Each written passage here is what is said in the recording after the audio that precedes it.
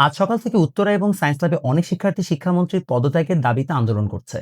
তাদের এই আন্দোলনের পেছনে কারণ অনেকগুলো, কিন্তু তার মধ্যে কয়েকটি কারণই মূলত ফেসবুকে বারবার ভেসে ভেসে আসছে।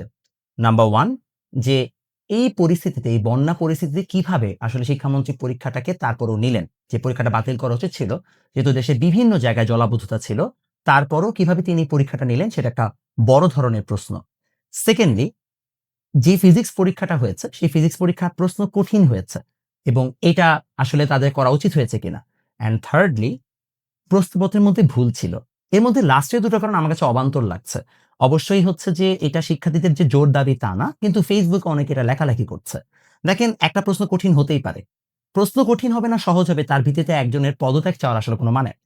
আর আরেকটা বিষয় হচ্ছে যে প্রশ্নে যে ভুল আছে, হ্যাঁ, এটার জন্য আমরা জবাবদিহিতা চাইতে পারি এবং প্রশ্ন যে ভুলটা হয়েছে, সেই ভুলটা অবশ্যই আমাদের কেন হয়েছে, কেন রিপিটেডলি হচ্ছে, সেটার ব্যাপারে আমাদের জবাবদিহিতা চাওয়ার অবশ্যই অধিকার আছে।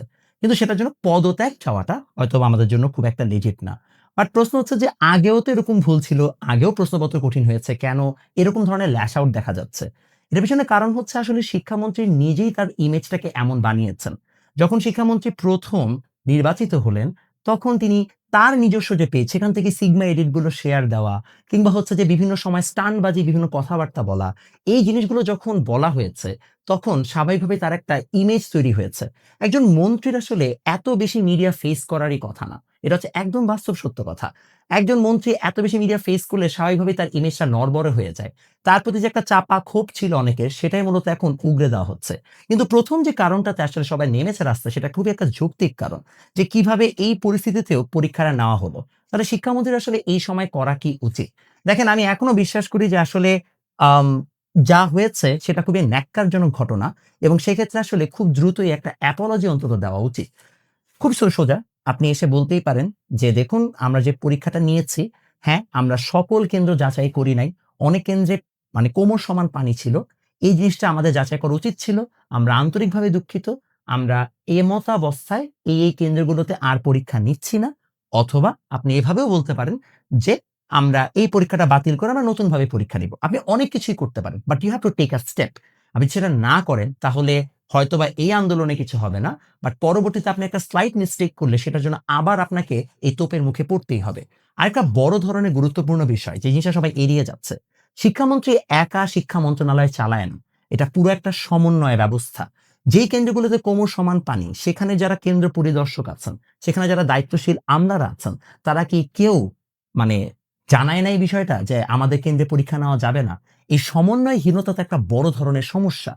কোন কেন্দ্রে এই অবস্থা ছিল সেটা তো ইমিডিয়েটলি ওই সময় জানানো দরকার ছিল। যে আমার কেন্দ্রে কালকে পরীক্ষা নেওয়া সম্ভব না। কোমর সমান পানি পেরিয়ে কিভাবে একটা শিক্ষার্থী পরীক্ষা দিতে যাবে? এই জিনিসগুলোর ব্যাপারে যে সমন্বয়হীনতা আমাদের দেশে আছে, সেটা খুব দৃঢ়ভাবে মানে দেখা যাচ্ছে। আমার একটাই দাবি যে, দেখুন, শিক্ষা ব্যবস্থার পরিবর্তন একদিনে আসবে না এবং শিক্ষা ব্যবস্থার পরিবর্তন অবশ্যই এই সকল সিগমা এডিট দিয়ে আসবে না। এটার জন্য আপনাকে পলিসি লেভেলে কাজ করতে হবে। পলিসি লেভেলে কাজ করে তারপরে আস্তে আস্তে আপনাকে পরিবর্তন আনতে হবে। আপনি যদি সেটা না করে এই ধরনের স্টান্টবাজি কথাবার্তা বলেন, আপনি যদি প্রেস বারবার ফেস করেন, তাহলে অটোমেটিক্যালি মানুষ আপনার ইমেজটাকে একটা খুবই মানে খেলনা ইমেজ মনে করা শুরু করবে এবং এটাই আস্তে আস্তে হচ্ছে। আমার দৃঢ় বিশ্বাস যে হ্যাঁ, সরকার নতুন, তারপরও তাদের যথেষ্ট স্টেপ নেওয়ার মানে জায়গা আছে। সামনের পরীক্ষাগুলো কিভাবে কি নিবেন এবং সামনের শিক্ষা ব্যবস্থায় কি করবেন সেটার ব্যাপারে ইমিডিয়েট একটা স্টেপ নেওয়া দরকার এবং লাস্ট যে পরীক্ষাটা হয়েছে সেটার ব্যাপারে ইমিডিয়েটলি আপনাদের একটা বিবৃতি দেওয়া দরকার এবং সেই বিবৃতিটা যথাযথভাবে বুঝে শুনে তারপরে নেওয়া দরকার। না হলে এই আন্দোলন আস্তে আস্তে আরো ছড়িয়ে যাবে। যেহেতু কালকেই পরীক্ষা, হয়তোবা এই শিক্ষার্থীরা কালকে অবশ্যই পরীক্ষা কেন্দ্রে চলে যাবে। এই আন্দোলন খুব একটা বেগবান হবে না। বাট স্টিল এই যে ক্ষতটা রয়ে যাবে, এটা পরবর্তীতে অনেক বাজেভাবে ইফেক্ট ফেলবে।